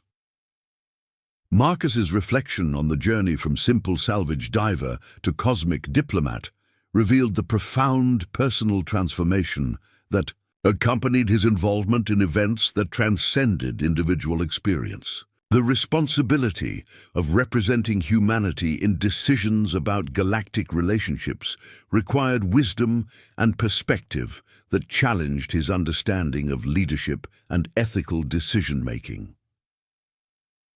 The success of the graduated disclosure program would be measured over decades rather than years, requiring sustained commitment from multiple generations of human leaders who understood the importance of preparing their species for responsibilities that came with galactic citizenship. 6 months after the implementation of the graduated disclosure program, Marcus stood in the state-of-the-art research facility that had been constructed around the original submarine site. The transformation from secret discovery to acknowledged research center represented humanity's first tentative steps toward transparency about extraterrestrial contact while maintaining necessary security protocols. The facility buzzed with activity as international teams of researchers worked with alien technology under carefully controlled conditions. Advanced medical scanners, derived from advisor technology, had already revolutionized diagnostic capabilities by revealing cellular-level information that enabled early detection and treatment of diseases that had previously been considered incurable. The advisors weren't randomly sharing technology, Harrison explained. They were conducting a carefully planned experiment to evaluate humanity's readiness for accelerated technological development. The war provided cover for introducing advanced capabilities while assessing how humans would apply such knowledge. Weber's submarine mission had been part of a broader evacuation plan implemented when it became clear that Nazi leadership intended to weaponize advisor technology in ways that violated the experimental protocols. Scientists like Weber had been secretly working with Allied intelligence to prevent misuse of advanced capabilities that could threaten human civilization. Harrison revealed that the post-war period had involved extensive cooperation between former enemies to manage the technology that had been recovered from various German research sites. The emerging Cold War provided convenient cover for international collaboration on projects that transcended normal political boundaries. The public narrative about post-war technological development is largely fiction, Harrison said.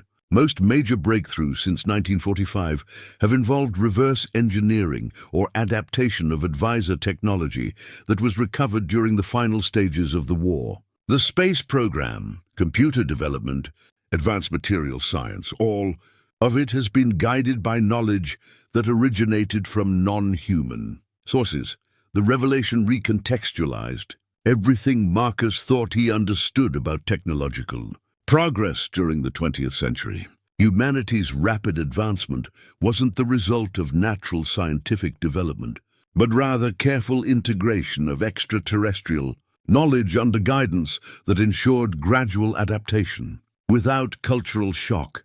Yet Harrison also described internal conflicts within the organizations responsible for managing this integration. Government factions debated whether to accelerate disclosure of advanced technology or maintain secrecy indefinitely. Corporate interests sought to exploit specific capabilities for profit while ignoring broader implications for human development. The submarine you discovered represents a problem for current management protocols, Harrison explained. It contains technology that was supposed to remain hidden until humanity demonstrated greater wisdom and stability. Your independent discovery threatens to accelerate disclosure in ways that could prove dangerous. Harrison's description of ongoing advisor presence was the most disturbing aspect of his revelations. Communication between human authorities and extraterrestrial representatives had continued throughout the post-war period, with regular exchanges of information and guidance about technological integration. The relationship was more extensive and ongoing than the historical cooperation Marcus had initially imagined. "They're still here," Harrison said simply. "Not as invaders or controllers, but as observers and occasional advisors. They're monitoring human development to determine when we might be ready for more direct contact and technological sharing." The coded messages Marcus had found aboard the submarine were part of a communication network that remained active into the present day. Navigation coordinates, technological specifications, and research data continued to flow between human and advisor representatives through channels that had been established during the war. Harrison's offer to help Marcus navigate the political complexities of his discovery came with warnings about the forces aligned against disclosure. Corporate interests sought to weaponize or monetize advanced technology without regard for safety considerations. Government hardliners preferred indefinite secrecy to avoid public disruption of established social and economic systems.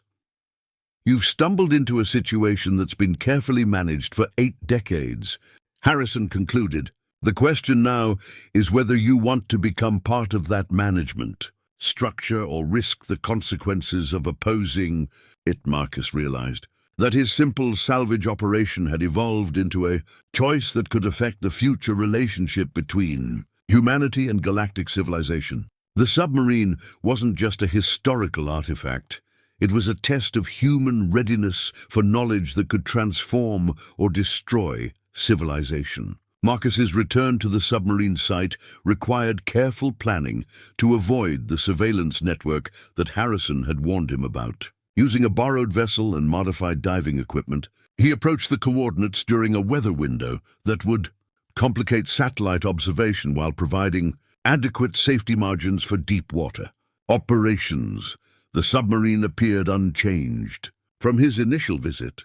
Yet Marcus now understood that his previous exploration had been monitored and recorded by parties with access to technology that defied conventional understanding. His current dive was equally observed, but Harrison's intelligence network provided confidence that friendly forces were tracking his activities alongside potentially hostile surveillance.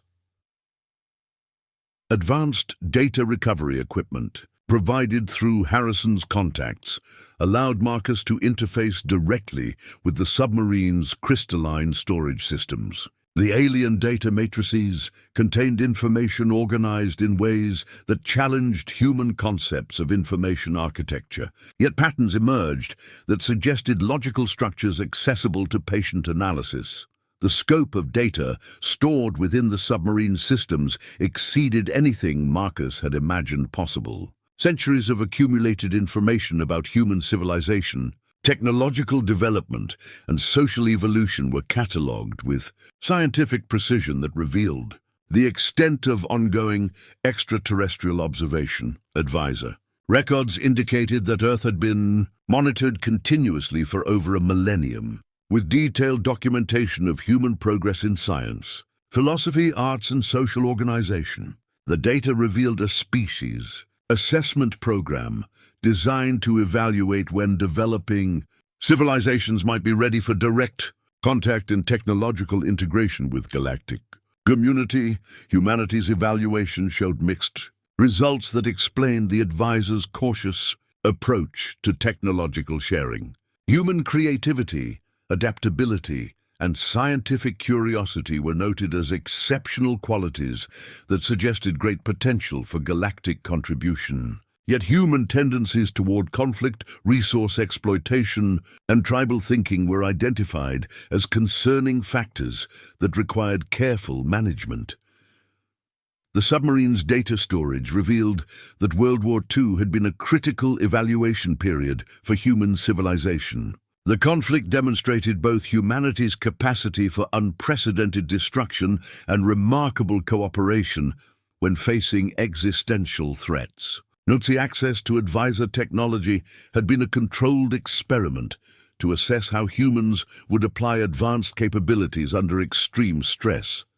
Weber's mission records, stored in the alien data systems, provided detailed accounts of his growing concern about the experimental protocols. The advisors had allowed German scientists access to dangerous technology, specifically to observe how humans would choose to apply such capabilities.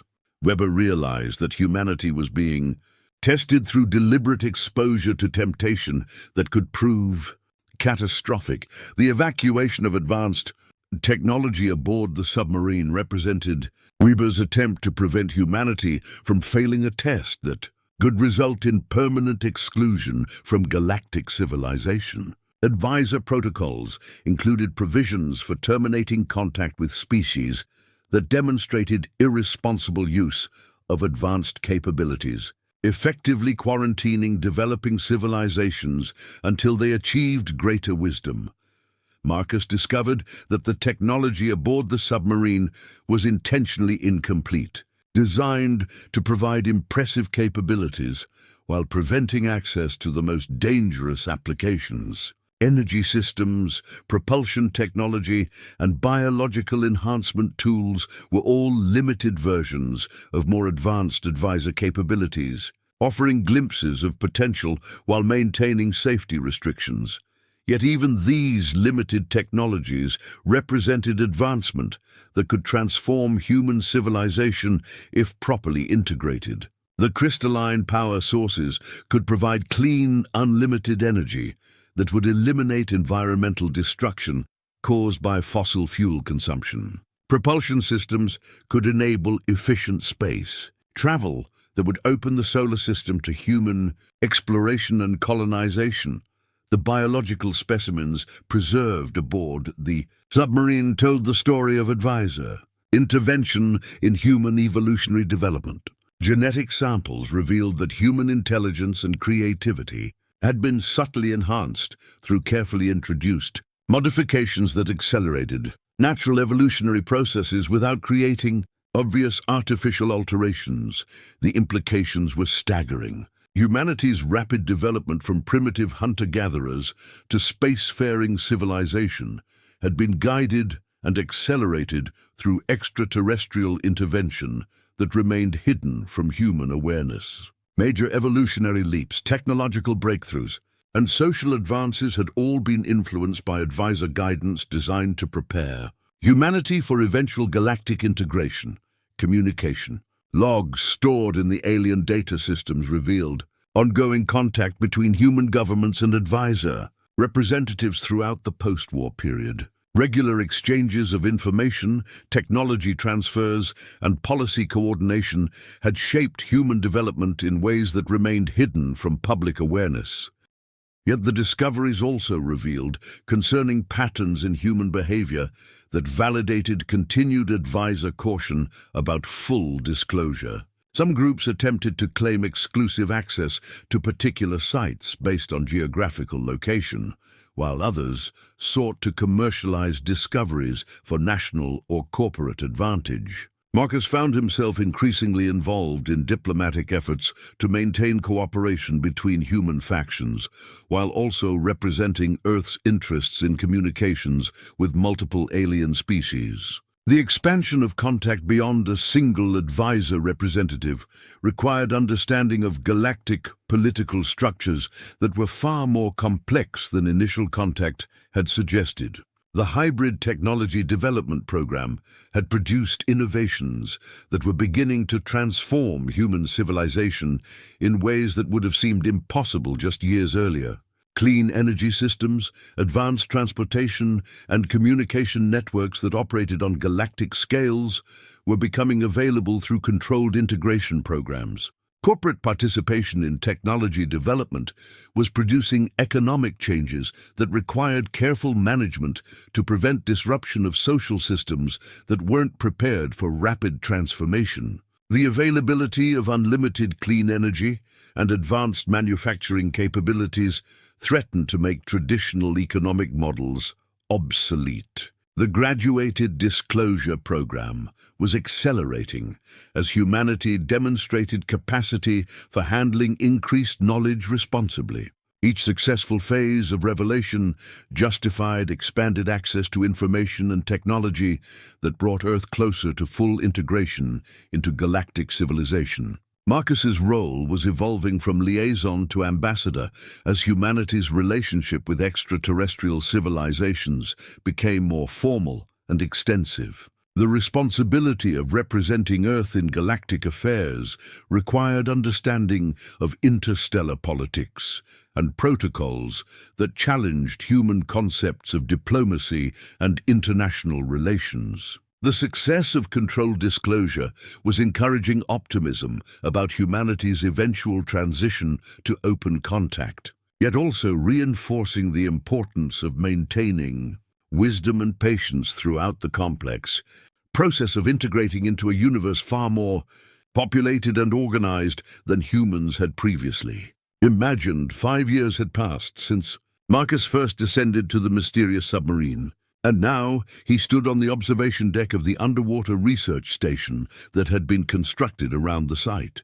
The original vessel remained preserved at the center of the facility, its hull bearing a memorial plaque that honored Dr. Heinrich Weber and his crew for their courage in attempting to protect humanity from premature access to dangerous knowledge. The transformation of the site from secret discovery to symbol of humanity's integration into galactic civilization represented a journey that had challenged every assumption Marcus held about technology, history, and humanity's place in the universe. The facility now served as Earth's primary interface with galactic civilization, hosting delegations from multiple worlds and facilitating exchanges that were preparing humanity for eventual full citizenship. Marcus's reflection on his journey from salvage diver to Earth's ambassador to galactic civilization revealed the profound personal transformation that accompanied humanity's awakening to cosmic reality. The responsibility of representing his species in interstellar affairs required wisdom and perspective that transcended individual experience while remaining grounded in fundamental human values. The key memorial plaque's inscription captured the essence of Weber's sacrifice. To those who chose wisdom over ambition, protection over power, and humanity's future over personal gain, the words resonated with lessons that extended beyond historical appreciation to guidance for contemporary decisions. About managing advanced technology responsibly, Sarah's research programs had evolved into comprehensive educational initiatives that prepared Earth's population for full disclosure of extraterrestrial contact. Academic institutions worldwide offered courses in galactic history, interstellar communication, and the ethical frameworks that governed relationships between civilizations. The gradual integration of cosmic perspective into human education was proceeding more successfully than anyone had dared hope. The facility's success in demonstrating humanity's capacity for responsible cooperation with alien technology had earned recognition. Throughout galactic civilization, Earth's designation had been upgraded from developing civilization under protection to emerging galactic citizen, reflecting progress that few species achieved. Within such compressed timeframes, corporate integration of alien-derived technology had produced innovations that were transforming human civilization while maintaining careful balance between advancement and social stability. Clean fusion energy had eliminated environmental destruction from fossil fuel consumption, while advanced manufacturing processes enabled production of goods without generating waste or pollution. International cooperation in managing humanity's relationship with galactic civilization had created unprecedented levels of global coordination and shared purpose. The common challenges of representing Earth effectively in interstellar affairs had fostered collaboration that transcended traditional political and economic boundaries. Yet, the journey had also revealed concerning aspects of human nature that required ongoing vigilance and management, corporate interests continued seeking advantages through exclusive access to alien technology, while political extremists attempted to exploit cosmic contact for ideological purposes that could destabilize Earth's emerging relationship with galactic civilization. The submarine itself had become a symbol of humanity's readiness for cosmic citizenship, representing the species' capacity for learning from mistakes while embracing opportunities for growth and cooperation. Visitors from throughout the galaxy studied the site as an example of successful transition from isolation to integration. Marcus's current role involved coordinating Earth's participation in galactic projects that contributed to interstellar civilization while advancing human development. The assignments required balancing Earth's interests with broader cosmic responsibilities in ways that challenged traditional concepts of loyalty and citizenship. The graduated disclosure program had achieved its primary objective of preparing humanity for cosmic contact without causing social disruption or cultural collapse. Public awareness of extraterrestrial contact was now widespread and generally accepted, with most people expressing excitement about humanity's expanding horizons rather than fear about alien influence. Humanity's integration into galactic civilization was proceeding according to carefully planned timelines that balanced Earth's readiness with cosmic protocols about appropriate technological and social development. Each milestone achieved justified increased access to knowledge and capabilities that brought humanity closer to full cosmic citizenship. The success of Earth's transition had attracted attention from throughout galactic civilization, with human approaches to technology integration and social cooperation being studied as models for other developing worlds. Marcus found himself consulting on contact protocols that would guide future relationships between established galactic citizens and emerging civilizations. The submarine's preservation, as both memorial and active research facility, represented humanity's commitment to learning from history while embracing future possibilities. The site served as a reminder that wisdom often required difficult choices between individual desires and collective welfare, between immediate advantages and long-term consequences. Marcus prepared for his next assignment, leading Earth's first official diplomatic mission to an established galactic world. He reflected on the journey that had transformed him from anonymous salvage diver to cosmic diplomat. The submarine discovery had changed not just his life, but humanity's entire future, opening doors to a universe far more populated, organized and welcoming than anyone had dared imagine. The morning sun filtering through the facility's transparent aluminum observation dome cast the same gentle light that had marked the beginning of this extraordinary journey. Yet Marcus's understanding of his place in the cosmos had expanded beyond all recognition. Tomorrow would bring new challenges and opportunities in humanity's continuing evolution toward full galactic citizenship.